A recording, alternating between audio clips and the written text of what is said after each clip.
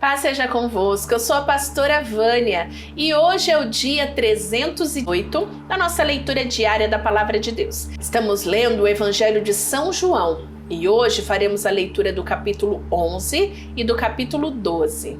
Um homem chamado Lázaro estava doente. Ele era do povoado de Betânia, onde Maria e a sua irmã Marta moravam. Essa Maria era a mesma que pôs perfumes nos pés do Senhor Jesus e os enxugou com os seus cabelos. Era o irmão dela, Lázaro, que estava doente. As duas irmãs mandaram dizer a Jesus: Senhor, o seu querido amigo Lázaro está doente. Quando Jesus recebeu a notícia, disse: o resultado final dessa doença não será a morte de Lázaro. Isso está acontecendo para que Deus revele o seu poder glorioso e assim, por causa dessa doença, a natureza divina do Filho de Deus será revelada. Jesus amava muito Marta e a sua irmã e também Lázaro. Porém, quando soube que Lázaro estava doente, ainda ficou 2 dias onde estava. Então disse aos seus discípulos: vamos voltar para a Judeia. Mas eles disseram: Mestre, faz tão pouco tempo que o povo de lá queria matá-lo a pedradas e o senhor quer voltar? Jesus respondeu: por acaso o dia não tem 12 horas? Se alguém anda de dia, não tropeça, porque vê a luz deste mundo. Mas se anda de noite, tropeça, porque nele não existe luz.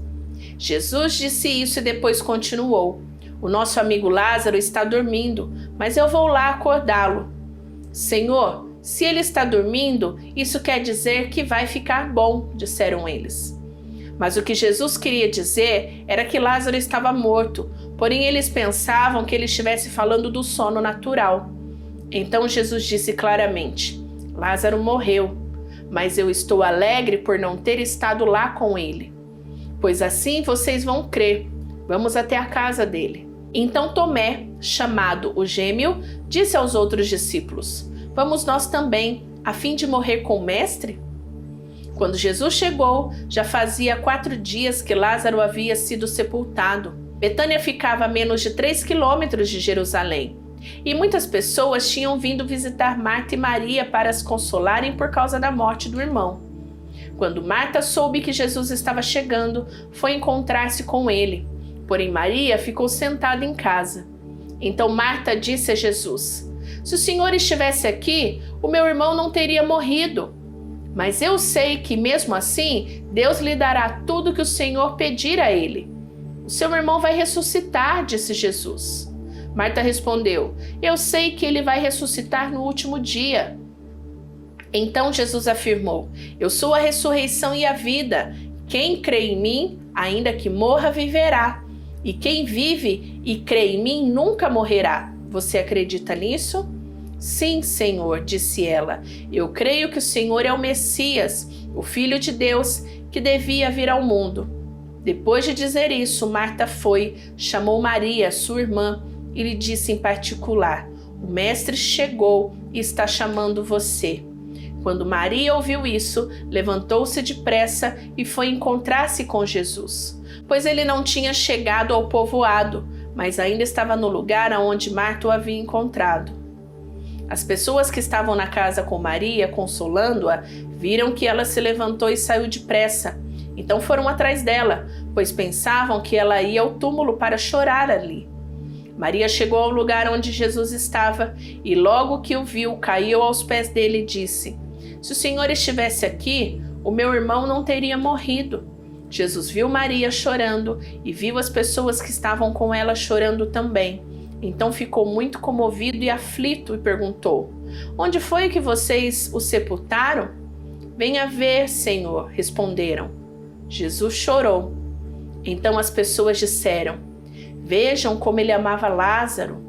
Mas algumas delas disseram: ele curou o cego. Será que não poderia ter feito alguma coisa para que Lázaro não morresse? Jesus ficou outra vez muito comovido. Ele foi até o túmulo, que era uma gruta com uma pedra colocada na entrada, e ordenou: tirem a pedra. Marta, armando o morto, disse: Senhor, ele já está cheirando mal, pois já faz 4 dias que foi sepultado.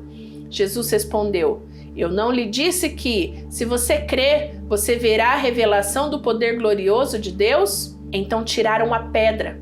Jesus olhou para o céu e disse: Pai, eu te agradeço porque me ouvistes.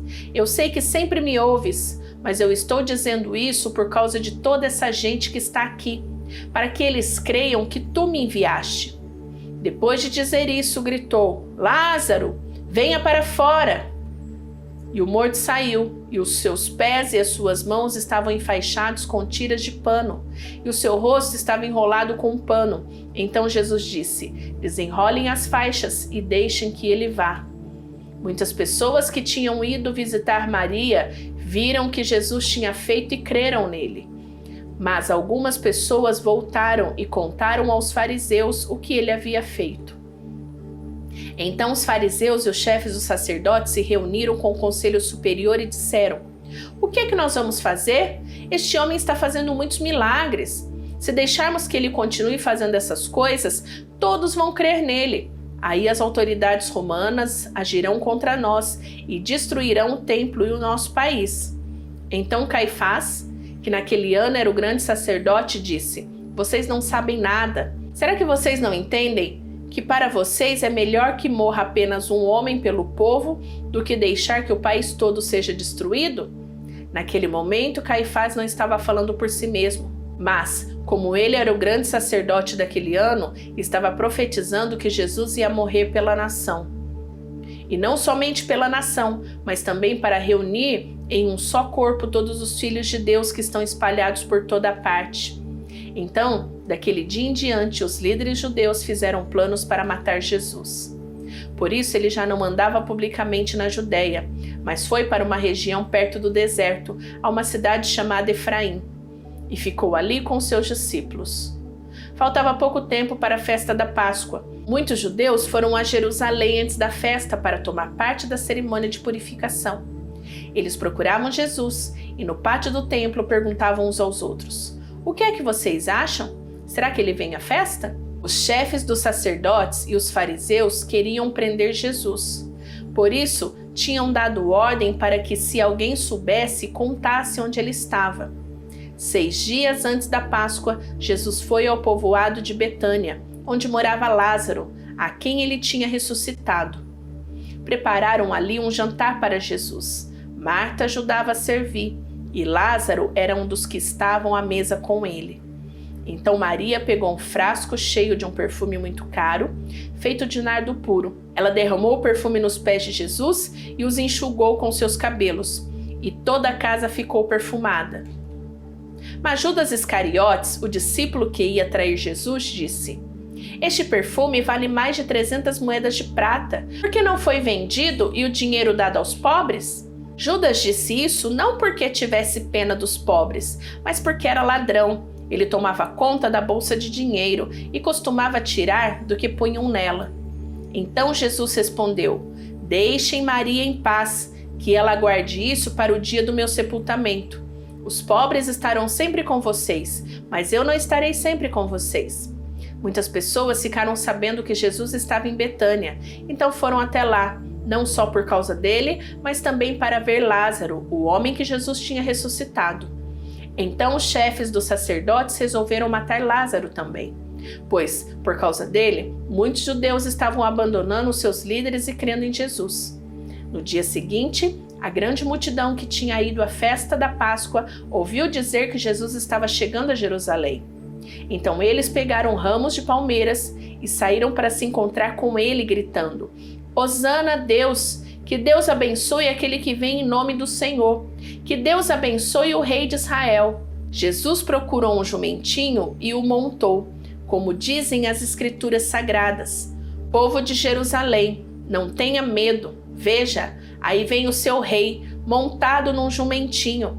Naquela ocasião, os discípulos não entenderam isso. Mas depois de Jesus ter voltado para a presença gloriosa de Deus, eles lembraram que isso estava escrito a respeito dele e também que era isso que tinha acontecido. A multidão que estava com Jesus quando ele havia chamado Lázaro para fora do túmulo e o tinha ressuscitado, espalhou a notícia do que tinha acontecido. E o povo foi encontrar-se com Jesus. pois ficou sabendo que ele tinha feito esse milagre. Então os fariseus disseram uns aos outros: não estamos conseguindo nada. Vejam, todos estão indo com ele. Entre o povo que tinha ido a Jerusalém para tomar parte na festa, estavam alguns não-judeus. Eles foram falar com Filipe, que era da cidade de Betsaida, da Galileia, e pediram: Senhor, queremos ver Jesus. Filipe foi dizer isso a André, e os dois foram falar com Jesus. Então ele respondeu: chegou a hora de ser revelada a natureza divina do Filho do Homem. Eu afirmo a vocês que isto é verdade. Se um grão de trigo não for jogado na terra e não morrer, ele continuará a ser apenas um grão, mas se morrer, dará muito trigo. Quem ama a sua vida não terá a vida verdadeira, mas quem não se apega à sua vida neste mundo ganhará para sempre a vida verdadeira. Quem quiser me servir, siga-me, e aonde eu estiver, ali também estará esse meu servo, e o meu Pai honrará a todos os que me servem. Jesus continuou: agora estou sentindo uma grande aflição. O que é que eu vou dizer? Será que vou dizer: Pai, livra-me desta hora de sofrimento?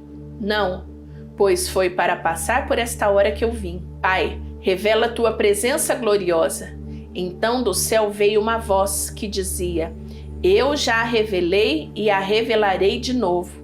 A multidão que estava ali ouviu a voz e dizia que era um trovão. Outros afirmavam que um anjo tinha falado com Jesus.